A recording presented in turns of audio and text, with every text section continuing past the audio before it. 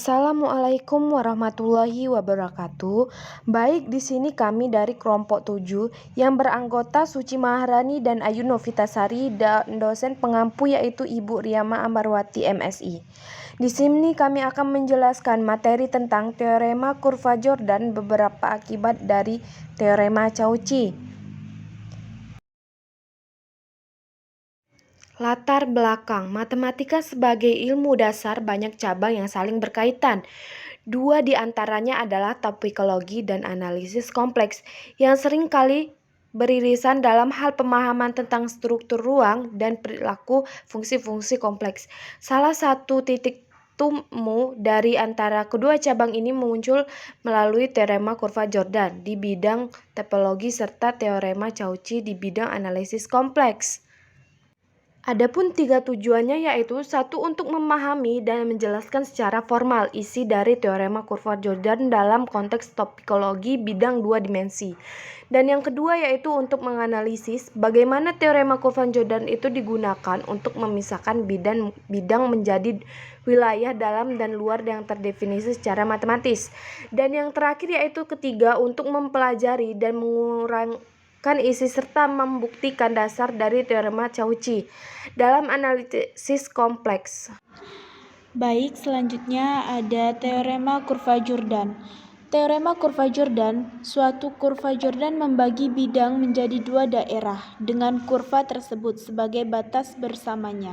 Daerah yang terbatas yaitu yang memiliki titik yang memenuhi Z kurang dari M, di mana M suatu konstanta positif, dinamakan bagian dalam kurva tersebut, sedangkan daerah lainnya dinamakan bagian luar kurva tersebut ini.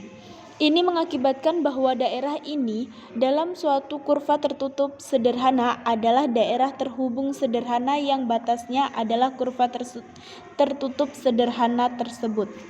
Selanjutnya di sini ada contoh soal. Diberikan kurva C di bidang real kuadrat yang didefinisikan sebagai lintasan lingkaran dengan persamaan X kuadrat ditambah Y kuadrat sama dengan 1. Aku jelaskan implikasinya terhadap bidang real kuadrat. Jawabannya yaitu kurva C adalah kurva tertutup sederhana karena satu kurva tertutup titik awal dan titik akhir sama karena merupakan lingkaran. Yang kedua yaitu kurva sederhana tidak berpotongan dengan dirinya sendiri. Menurut teorema kurva Jordan, kurva sederhana tertutup seperti C akan membagi bidang R kuadrat menjadi dua wilayah. Yang pertama yaitu wilayah dalam interior. Semua titik dengan X kuadrat plus Y kuadrat kurang dari 1. Yang kedua yaitu wilayah luar eksterior. Semua titik dengan X kuadrat plus Y kuadrat kurang dari 1. Kurva C itu sendiri adalah batas dari dua wilayah tersebut. Teorema Green di bidang misalkan PXY dan QXY kontinu dari memiliki turunan parsial kontinu dalam suatu daerah R dan batas C.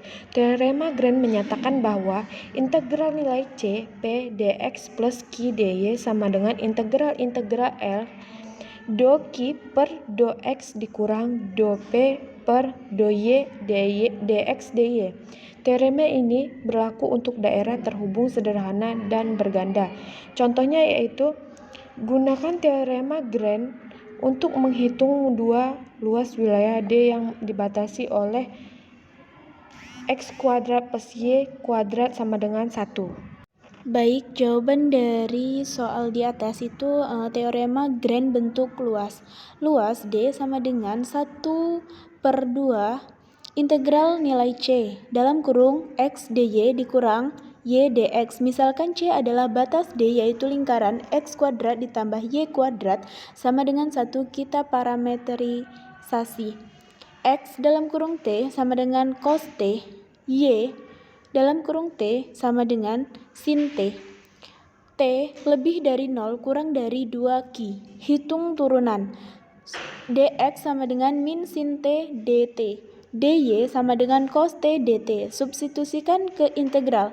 Luas D sama dengan 1/2 integral nilai C sampai dengan 2Q dalam kurung cos T dikurang sin T dikali min sin dt sama dengan 1/2 integral nilai dari 0 sampai dengan 2Q cos kuadrat T ditambah sin kuadrat T dt, yaitu 1/2 integral nilai 0 sampai dengan 2Q 1 dt sama dengan 1/2 dikali 2Q sama dengan Q. Jadi luas wilayah D adalah Q sesuai dengan luas lingkaran jari-jari 1. Bentuk kompleks teorema Green, misalkan f(z)(z) kontinu dan memiliki turunan parsial yang kontinu dalam suatu daerah R, dan pada batas C di mana Z sama dengan X ditambah IY dan Z sama dengan X dikurang IY adalah koordinat kompleks sekawan, maka teorema Green dapat ditulis dalam bentuk kompleks. Integral nilai C f dalam kurung Z dz sama dengan 2i integral nilai R do f per do z bar, di mana dA menyatakan elemen luas D X dy. Teorema Cauchy-Grosset, yaitu misalkan fz analytics dalam suatu daerah R dan pada C, maka nilai integral C fz sama dengan 0. Teorema dasar ini seringkali dinamakan teorema integral Cauchy atau singkatan dari teorema Cauchy, yang berlaku untuk daerah terhubung, sederhana, dan berganda. Teorema ini pertama dibuktikan dengan menggunakan teorema Green dengan pembatasan tambahan f aksen Z kontinu dalam R, tetapi Grosset memberikan suatu bukti yang menghilangkan pembatas tersebut. Dalam hal ini, teorema tersebut seringkali dinamakan teorema Cauchy-Grosset, bila mana kita ingin menekankan tidak adanya pembatasan tersebut. Teorema Morera, misalkan fz kontinu dalam suatu daerah tertutup sederhana R dan andaikan bahwa nilai integral C fz dz sama dengan 0 di sekeliling setiap kurva tersebut sederhana C dalam R, maka fz analitik dalam R. Teorema dalam Morera ini yang seringkali dinamakan kebalikan teorema Cauchy dapat diperluas pada daerah tersebut berganda untuk suatu pembuktian dengan penggandaan f aksen Z kontinu dalam R, sedangkan suatu bukti yang menghilangkan pembatasan ini. Integral tak tentu. Jika fz dan fz analitik dalam suatu daerah R sehingga f aksen Z sama dengan fz, maka fz dinamakan suatu integral tak tentu atau anti turunan dari fz dan dinyatakan dengan fz sama dengan integral fz dz. Karena turunan suatu konstanta adalah 0, maka dua integral tak tentu dapat berbeda dengan suatu konstanta.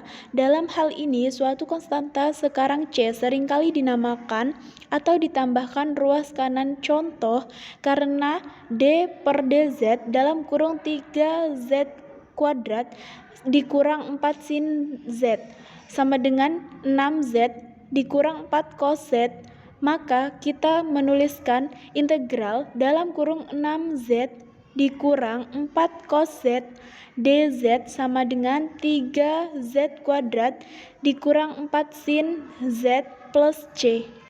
Integral dari fungsi-fungsi khusus. Dengan menggunakan hasil dengan pendiferensialan, langsung kita sampai pada hasil berikut ini dengan menghilangkan konstanta pengintegralan. 1. Integral z pangkat n dz sama dengan z pangkat n plus 1 per n plus 1 n tidak sama dengan min 1. Yang kedua, integral dz per z sama dengan ln z. Nomor 3, integral e pangkat z dz sama dengan e pangkat z. Yang nomor 4, integral a pangkat z dz sama dengan a pangkat z per ln a. Yang kelima, integral sin z dz sama dengan min cos z. Baik, di sini juga kami ada kesimpulan dari pemaparan materi di atas, yaitu melalui pembahasan mengenai teorema kurva Jordan dan beberapa akibat dari teorema Cauchy, dapat disimpulkan bahwa kedua konsep ini memiliki peran fundamental dalam analisis kompleks. Teorema kurva Jordan menjamin bahwa setiap kurva tertutup sederhana membagi bidang kompleks menjadi dua bagian terpisah, bagian dalam dan bagian luar, yang menjadi dasar dasar geometris dalam penerapan teorema integral kompleks. Di sini ada latihan soal 3 yaitu untuk melatih pengetahuan kalian. Baik, materi itu saja yang dapat kami sampaikan. Kami akhiri. Wassalamualaikum warahmatullahi wabarakatuh.